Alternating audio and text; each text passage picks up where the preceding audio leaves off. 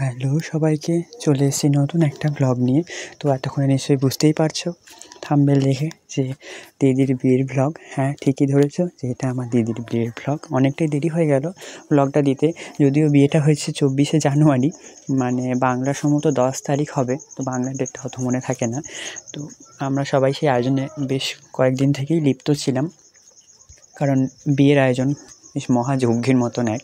তো সেই কারণেই আমরা বেশ কয়েকদিন আগে থেকে বিভিন্ন তোড়জোড় শুরু করেছি, জামা কাপড় কেনা থেকে বিয়ের জিনিসপত্র কেনা, খুঁটিনাটি জিনিস কেনা। খুব আনন্দের মাধ্যমে আমরা দিনগুলো কাটাচ্ছিলাম। তো হঠাৎই চলে এলো আমাদের সেই দিন। তো হ্যাঁ, বিয়ের দিন। তো তার আগের দিন আয়ুর্বেদের ক্লিপগুলো আপনারা দেখলেন সামনে। দিদি খুবই ইমোশনাল আমাদের দিদি, তো প্রচুর কান্নাকাটি করছিল আশীর্বাদের সময়। এরপরে চলে এলাম বিয়ের সকালবেলা আর কি, ভোরবেলা আখড়ি করতে।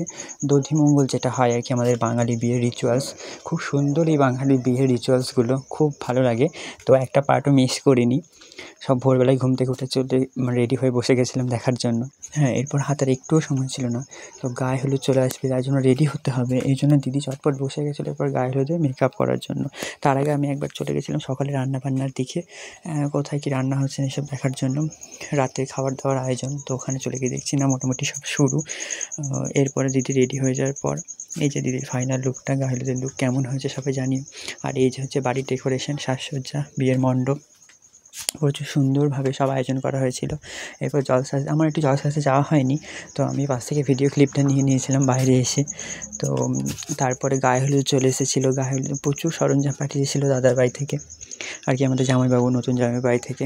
তো এই যে খুব সুন্দর এই প্রজাপতিটা খুব সুন্দর লেগেছিলো আমার কাছে। তো এরপরে নানিমুখ যেটা বলে আমাদের বাঙালি বিয়ের রিচুয়ালসের মধ্যে পড়ে, নানিমুখে বসে গেছিলো আমার পিসেমশাই। তারপরেই চটজলদি মানে যেটা হয় আর কি, প্রচুর কাজ থাকে এর করতে, ওর মধ্যেই সমস্ত রিচুয়ালসটা আমাদের করতে হয়। তো গায়ে হলুদ হয়ে গেল, তো ছেলের বাড়ি থেকে লোক, মানে আমাদের দাদার বাড়ি থেকে লোক চলে এসেছিলো। এই সমস্ত মিটিয়ে খুব চটজলদি আমরা আবার রাতের জন্য প্রস্তুতি নিয়ে নিয়েছিলাম। তো বিয়ের লগ্নটা যেহেতু খুব সন্ধ্যাবেলাতে ছিল, মানে 6:30 থেকে 8টা নাগাদ আমাদের সন্ধ্যা লগ্নটা ধরা হয়েছিল, তাই বিয়েটাও খুব তাড়াতাড়ি হয়ে গেছিলো। তো ওই জন্যই আমাদের জামাইবাবু খুব তাড়াতাড়ি চলে এসেছিলো, মানে 6:30টার মধ্যে আর কি আমরা রেডি হতে পেরেছি ঠিকঠাক করে, এটাই হচ্ছে অনেক বড় ব্যাপার। তো এরপরে তাড়াতাড়ি বিয়ে বসে গেছিলো। এরপর আমরা সারা রাত ধরে আনন্দ করেছিলাম, মজা ঠাট্টা করেছিলাম, একসঙ্গে খেতে গিয়েছিলাম। তো রাতটা বাদ দিয়ে আবার সকালবেলা এবার দিদি চলে যাওয়ার পালা। তো সেই অনুযায়ী দিদিকে রেডি করানোর পর আমাদের সেই আশীর্বাদ পর্ব শুরু হয়ে গেল। তো সেটা সবচেয়ে কষ্টদায়ক পর্ব যেটা বলা হয়, এক মেয়েকে অন্য বাড়িতে পাঠানো। সত্যিই মানে চোখে দেখা যায় না এরকম একটা সময় আর কি, চোখে জল আসতে বাধ্য সে যেই হোক না কেন। তো এই যে পিসেমশাই আমার আশীর্বাদ করে নিল, আর দিদি প্রচুর কান্না করছিল আর কি। আমরা এখন গেলে এখনও পর্যন্ত কান্না করে।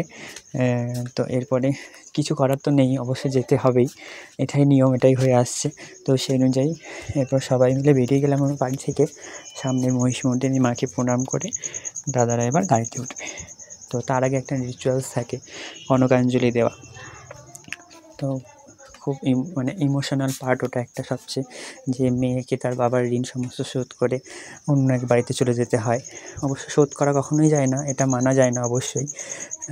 তবু রিচুয়ালসের মধ্যে পড়ে, যেটা বহু যুগ ধরে হয়ে আসছে সেই অনুযায়ী করা। তো আমাদের আবার চাল দিয়ে নয়, ইঁদুরে মাটি দিয়ে করে, তো সেই অনুযায়ী সেই নিয়ম মেনে ওটা করা হলো। এরপরে গাড়ি ছেড়ে দিল। তো সঙ্গে আমার এক ভাগ্নি আর ভাইকে পাঠানো হয়েছিল, যেহেতু নতুন বাড়িতে কেউ পরিচিত সেরকম নয়, ওই জন্য চেনা মুখ বলতে ভাই আর আমার এক ভাগ্নি গেছিলো দিদির সাথে। তো গাড়িটা ছেড়ে দিল, চলে গেল দিদি শ্বশুরবাড়ি। তো আমরা আবার পরের দিন যাওয়ার জন্য রেডি হতে শুরু হয়েছিলাম। রেডি হওয়া বলতে তত্ত্ব সাজানো, ডেকোরেশন, মানে আবার একচোট আনন্দের জন্য প্রস্তুতি। মেয়েকে বা বিদায় দিয়ে তারপর আবার নতুন করে আবার আমরা যাবো বলে প্রস্তুতি নেওয়া আর কি, আবার একটা আনন্দের দিন এনজয় করবো বলে নতুন করে গুছিয়ে নেওয়া। এরপর আমরা চলে গেছিলাম। তো কোনো ব্যস্ততার মধ্যে কোনো একটা ক্লিপ আমার নেওয়া হয়নি একদমই, ওই জন্য ফটোগুলো অ্যাড করে দিলাম। তো সবাইকে টাটা, চলে আসবো নতুন কোনো ভিডিও নিয়ে।